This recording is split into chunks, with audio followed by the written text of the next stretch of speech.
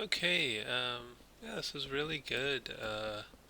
Looks like you put a lot of time and effort into this, um, and a lot of attention to detail on the placement of all these primitives, and took this kind of simple idea of doing something with primitives and took it really far. So I think you've done a great job. I think from here, go back to your design and start looking for smaller details, like for example, some of the additional details on the wheels and the mechanisms in here, and some of these kind of hinges and bolts and those kinds of things like those cables here. Um, could be nice things to add. And yeah, but I think this is a great start. Um, I think there's sort of more surfaces here you could put in, and you could probably look at the movie for additional reference too, just to get a closer look at things and see things from a different angle. Um, yeah, I think there's maybe more on these pieces you could be doing too. But yeah, I mean, as far as kind of taking this and running with it, this is great. Might want to make this one solid piece. I'm just trying to think how I would do that. That sort of teardrop shape in a way. I think what I would do is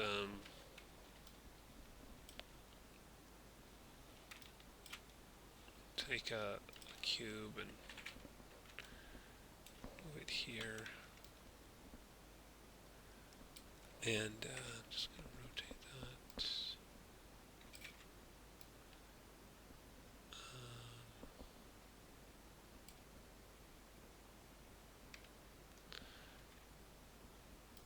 I'm just making this up as I go along, but um,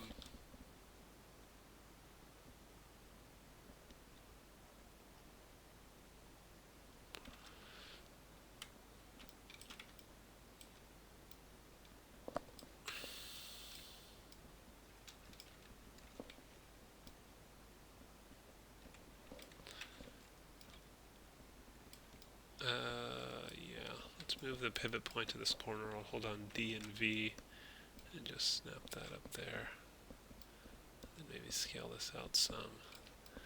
And I would just do different bevels on the different corners. I'm going to grab this edge, right mouse click edge, and then control B. And kind of a nice big bevel there. And then maybe a smaller bevel here.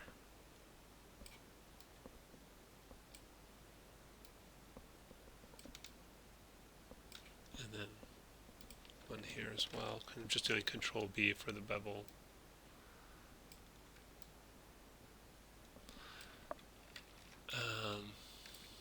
Right mouse click object. I'm just going to isolate this for a second, which is this button right here, just to get it out of the way of the other stuff. Something like that looks pretty good. And then I don't really like how these front and back faces have many sides, so what I might do is delete these faces real quick, and then I'm just going to take this edge. I'll just right mouse click edge, double click, and then shift double click, do both at the same time, and then control E for extrude, R for scale, and then scale that in. Oops, that's not working. Scale it in just this way actually, so it stays flat.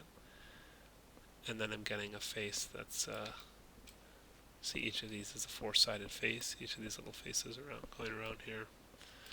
And then maybe do it again, control E, R for scale, and drag on this guy again.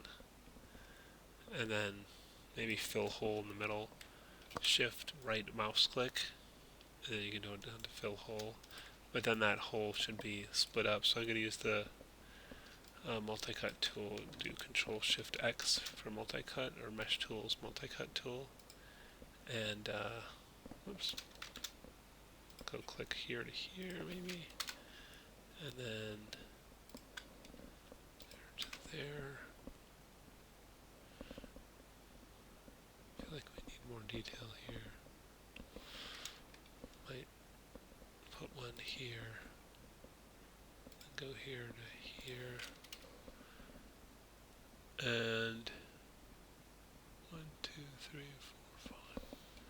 Maybe another one. I'm just holding down Control to get that here and here, and then I just want all these faces to have 4 sides. So that's looking pretty good, I think. Oh, except for this, right? Maybe another one here, and then does that work? I think that works pretty well. And that's still a 5-sided face there. So not perfect, but then I can do the same splits on this side.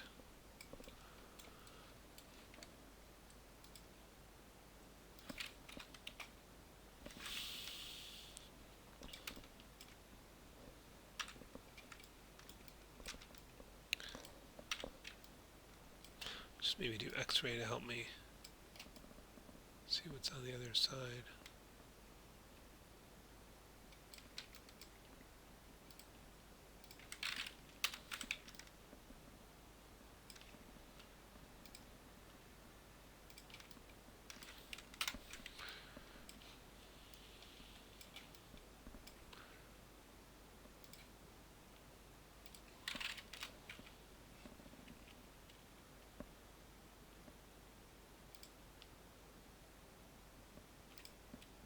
I don't know, that's not perfect. Something like that.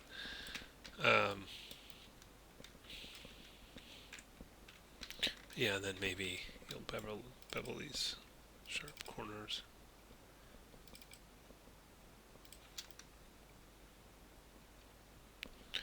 But just like a smaller bevel, Control B, and just that.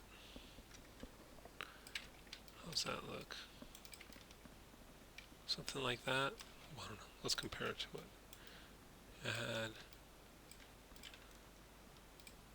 It's a pretty good looking shape. So something like that might work better than those 2 primitives.